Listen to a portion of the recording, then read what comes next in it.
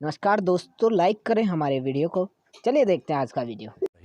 America जैसे super power के हाथ पांव फूल गए। बरतानिया और फ्रांस जैसी आलमी ताकतें अपने घुटनों पर झुक गई हैं और वहाँ के अवाम भी डोनेट कर रहे हैं, वहाँ के जो सियासी अकाबरीन हैं वो भी डोनेट कर रहे हैं, वहाँ के साहिब सरवत और सरमायादार भी डोनेट कर रहे हैं।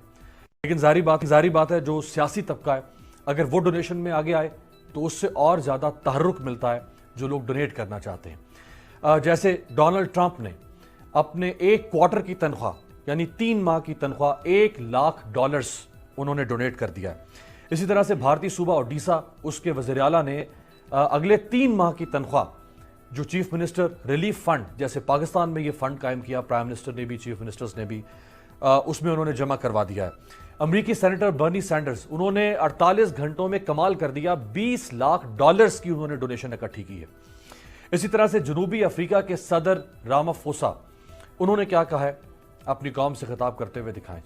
सदर ने अपनी नायब सदर, वुज़रा और डेप्यूटी वुज़रा की तनख्वाहें अगले 3 माह तक खजाने में जो मुख्तस किया गया है फंड, उसमें जमा करवाने का ऐलान कर दिया है।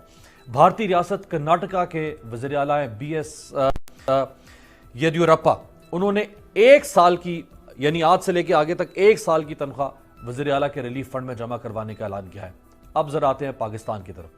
पाकिस्तान में जारी बात है, हर सियासतदान उतना साहिब सरवत नहीं होगा कि जिससे ये तवक्को करें कि वो करोड़ों रुपए के डोनेशन दे सके। लेकिन पार्लियामेंट में ऐसे सियासतदान हैं जो अरबपति सियासतदान है। कुछ सियासतदान आपके सामने रखते हैं और फिर देखते हैं कि उन्होंने क्या डोनेशन दी है। सबसे पहले जी, ये prime minister of Pakistan Imran Khan साहब, इलेक्शन कमीशन के मुताबिक जो असासे हैं इमरान खान साहब के, वो 108 मिलियन के असासे, जिसमें 300 कनाल का बनी गाला का घर शामिल नहीं है। इसके अलावा 405 मिलियन रुपीस की बिल्डिंग की मालियत है जो उनका घर है लाहौर में। लेकिन वज़ीर आज़म इमरान खान साहब, हमारी तलात के मुताबिक अभी तक उन्होंने अपनी तरफ से कोई डोनेशन की अपील जरूर कर रहे हैं और यह जरूरी था उनकी तरफ से अपील करना और इसके ऊपर लोगों को लबैक भी कहना चाहिए।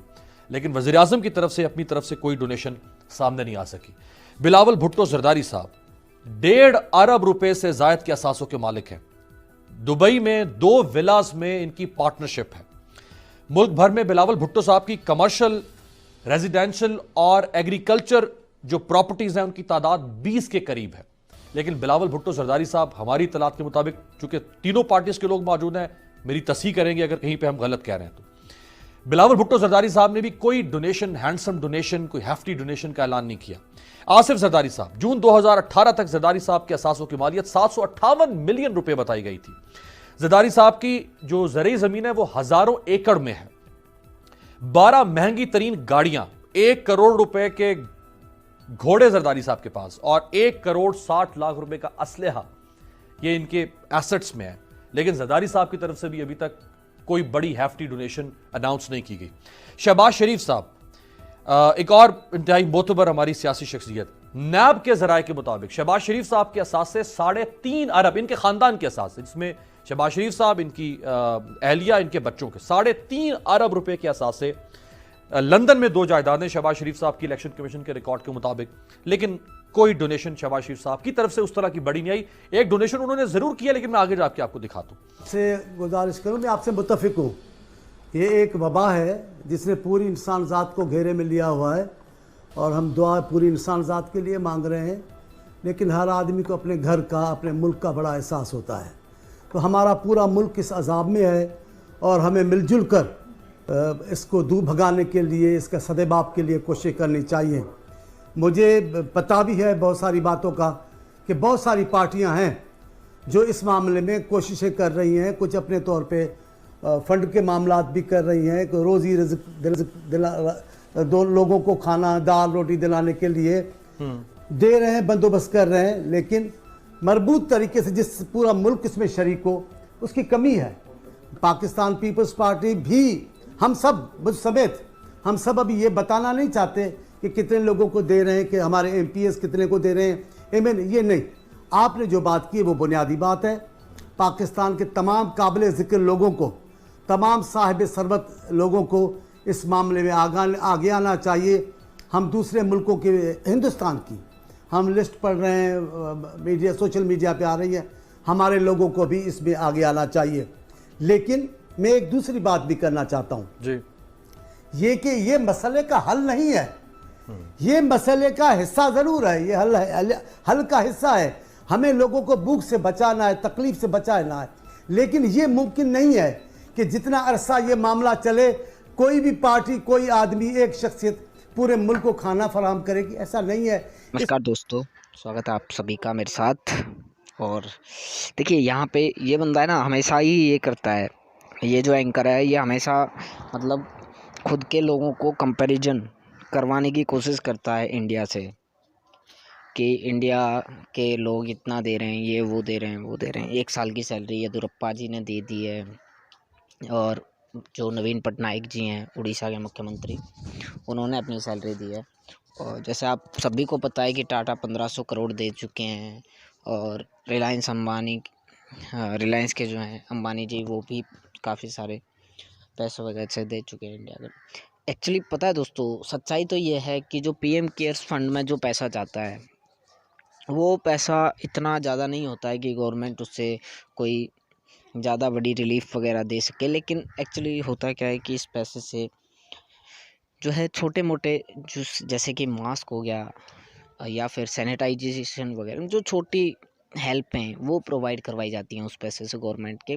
किसी स्कीम में अगर पैसे वैसे डालने हैं और जो है लोगों को डायरेक्ट पैसों के द्वारा रिलीफ पहुंचाना है, तो वो उस चीज़ से पॉसिबल नहीं है, क्योंकि जितना पैसा पीएम केयर्स वगैरह में भी आता है तो वो उतना नहीं होता है कि हम उससे अपने लोगों को ज़्यादा अमाउंट में पैसे दे सकें। लेकिन हाँ, हमारे जो छोटे मोटे काम होते हैं, रिलीफ फंड होते हैं, जैसे पीपीई किट वगैरह हो गई, तो उससे हमें काफ़ी हेल्प मिल जाती है।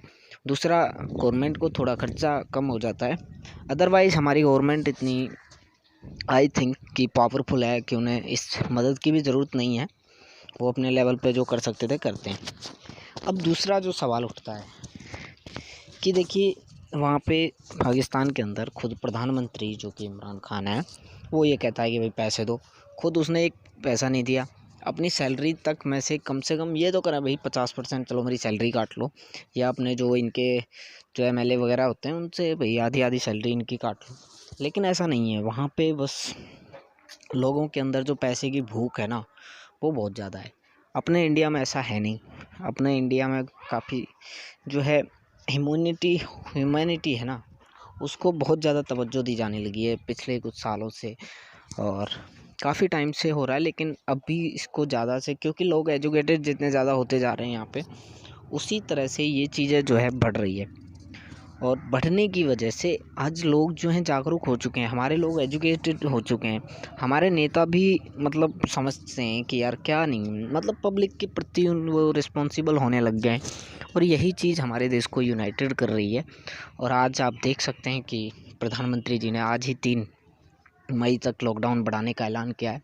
सब मैंने खुद अपने चैनल पे ही पोल करवाया था, उसके अकॉर्डिंग आप देखिए कि जो देश का 70% एरिया है, आई थिंक सो कि वो ग्रीन जोन में है, क्योंकि मेरे पोल के अकॉर्डिंग यही आ रहा है कि देश का कम से कम 70% जो एरिया है वो तो ग्रीन जोन के अंदर है।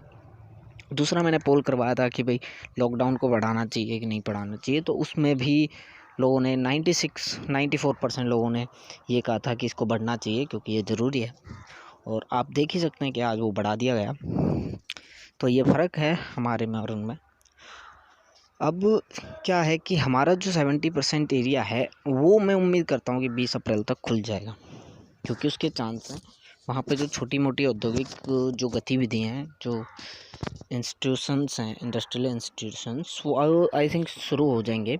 क्योंकि प्रधानमंत्री ये चाहते हैं कि जो गरीब लोग हैं, जो डेली वेजर है, जो रोज़ कमाता है और रोज़ खाता है, उसके लिए ज़रूरी है, ताकि वो लोग अब ज़्यादा दिन कठिनाइयों का सामना ना करना पड़े। धीरे धीरे कम से कम अगर घर में से 10 आदमी काम कर रहे हैं तो कम से कम 2 से 3 आदमी आके कहीं ना कहीं काम करें, जिससे उस घर को कुछ फाइनेंशियल हेल्प हो।